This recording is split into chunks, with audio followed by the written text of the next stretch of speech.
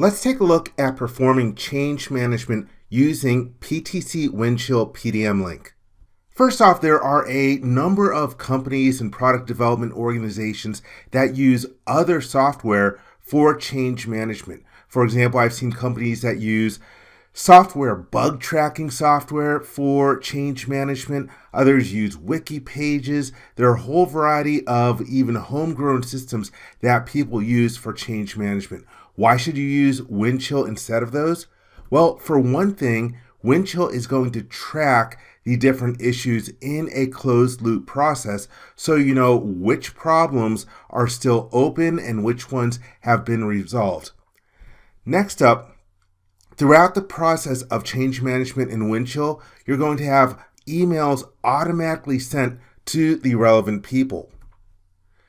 The people who need to perform different actions are going to receive tasks on their homepage. For example, they might have to evaluate a change object, or they might need to perform a task, and the people who file different issues will be informed at different steps along the workflow. Finally, another good reason for using Windchill for your change management: the different change objects are going to be connected to the relevant CAD documents and WT parts or enterprise parts that are related to the issue. Let's go through some of the different change objects that you have in Windchill.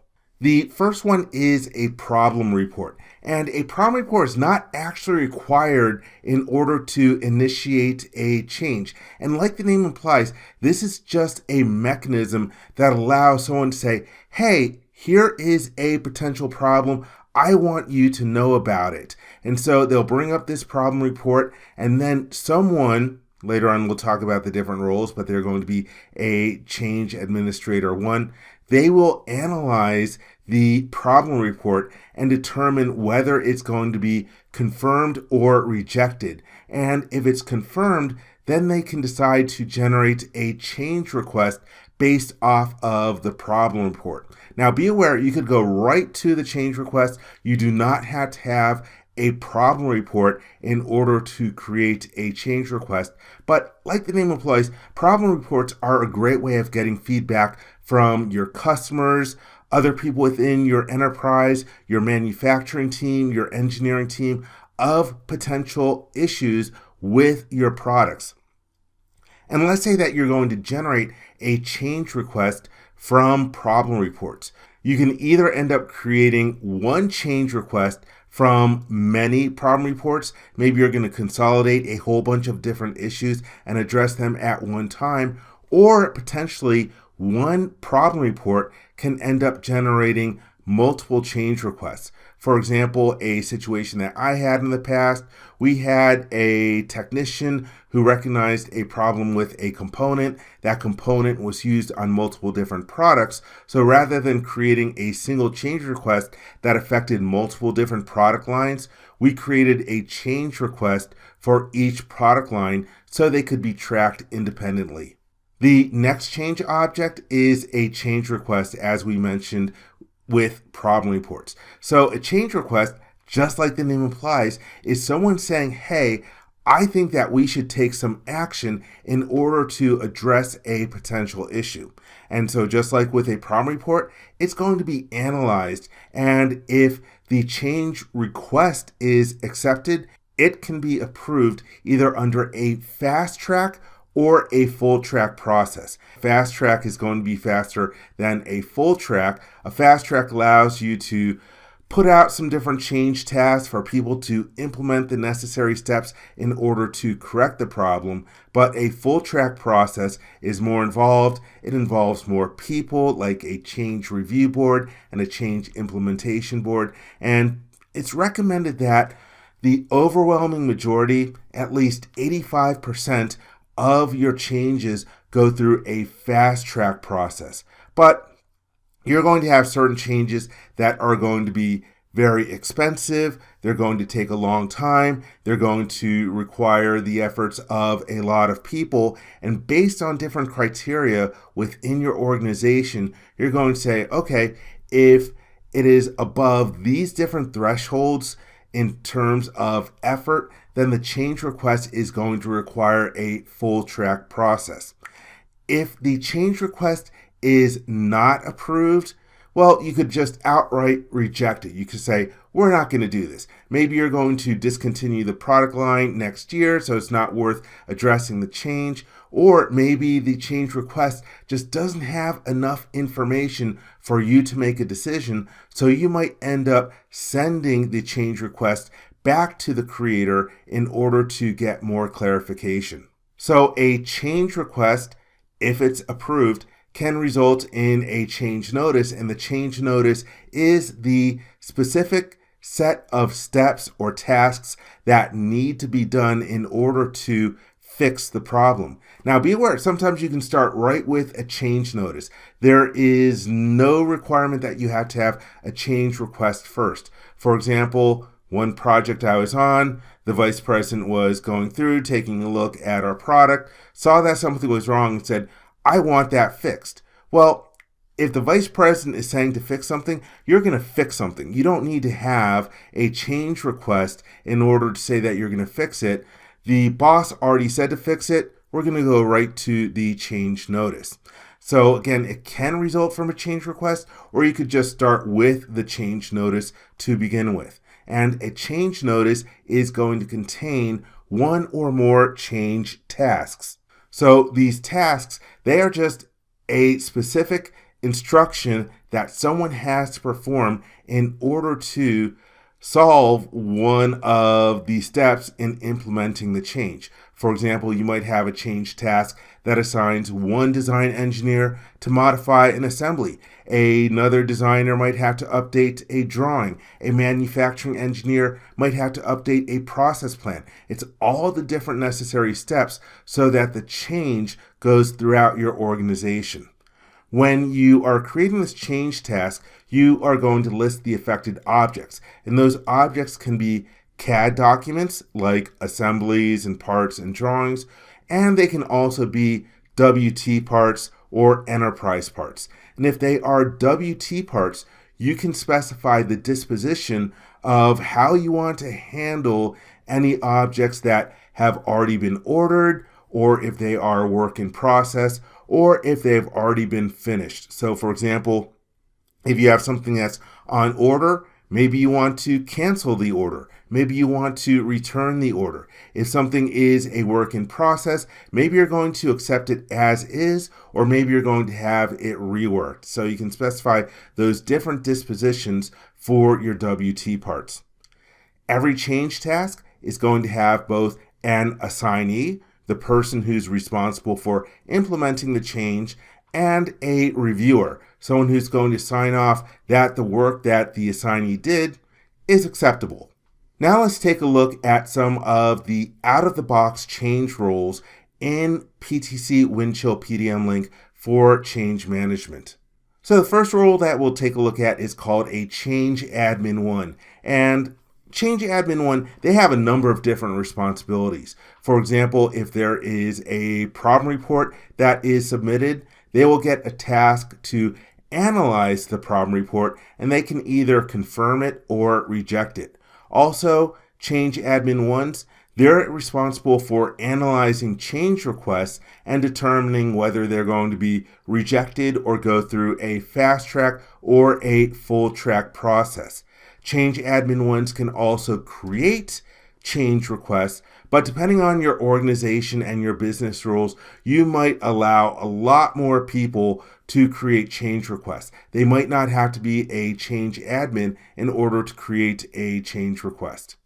So let's say that the change admin 1 analyzes the change request and they approve it, and they approve it under a full track process. That's going to require the efforts of a change review board. Again, when something is very expensive or takes a lot of effort, takes a lot of time, you might want it to go through a full track process so that there are more eyes and more oversight in terms of the process of implementing that change. So again, a change review board is going to be in charge of approving or rejecting a full track change request. So there's an additional step that's involved in terms of approving the change request. So let's say that you have your change request, it's been approved, whether it's in a fast track or a full track process, then it is the responsibility of the change admin 2 in order to create the change notice. And as mentioned earlier, the change notice will contain a number of different change tasks that need to be performed in order to implement the change. If the change notice is going through the full track process, well, again, you're going to need more people involved. And at this level, it's called a change implementation board. Those are the people who approve or reject the change notice with the list of tasks in order to implement this full track change notice. And finally, after all the assignees have completed their change tasks and all the reviewers have approved their work, the final step is that a change admin 3 will audit the completed change notice and decide whether it is finished or not. Let's take a look at some simplified versions of the workflows for these various different change processes. First off, a problem report. So someone is going to notice some kind of issue. Again, it could be one of your customers, it could be one of your partners, it could be an engineer, it could be a manufacturing person, it could be someone in inventory, someone within the organization or even outside of the organization can notice an issue and decide to create a problem report. That problem report will be routed to a change admin 1. They're going to review it. They're going to determine if it is something that is valid or not, and they can either confirm or reject the problem report. And again, it could stop right there. You could say, hey, we know that this is a problem. We're not going to do anything at this time, or maybe we know about the issue and we're just not going to do anything at all. So you can confirm a problem report and then just simply do nothing. But a lot of times you confirm the problem report and then you want to do something. So the next step in that situation would be to create a change request. So for the change request process, a creator is going to submit the change request. That change request is once again going to go to a change admin 1. They're going to analyze the change request and then they're going to make a decision about it. They can choose to accept the change request under a fast track process, or they could accept it under a full track process, in which it's going to go to a change review board, or they could perform an action to reject it, or there are other different actions like they could send it back to the submitter for more information, additional clarification, and so forth. And if the change request is accepted, then a change admin 2 is going to create a change notice. So again, you're going to have the change notice created. It can go through a fast track process or a full track process. With the full track process, there is another approval step, which is that change implementation board. They can either approve the change notice or they could even reject the change notice. They can also route the change notice back to the change admin 2 for some modifications. And once the change notice is accepted, then the assignees are going to receive notifications of the tasks that they need to do, like updating CAD, updating process plans, updating bills of material, etc. You're going to have your reviewers review the work that's done by the assignees. And once all the work has been done, the change admin 3 will audit the change notice. If they give the thumbs up, if they approve all the work that was done under the change notice, then the loop is going to be closed. All the different objects are no longer going to have pending changes against them. The appropriate email notifications will be sent out. And depending on how you do change management at your companies, this could result in different objects like parts, assemblies, drawings, and WT parts getting released to manufacturing. So here are a few recommendations that I have based on the years that I have worked using change management within Windchill. First off, I recommend that you have a low barrier to entry for getting information into the system. In some product development organizations, they restrict who can create problem reports and they restrict who can create change requests.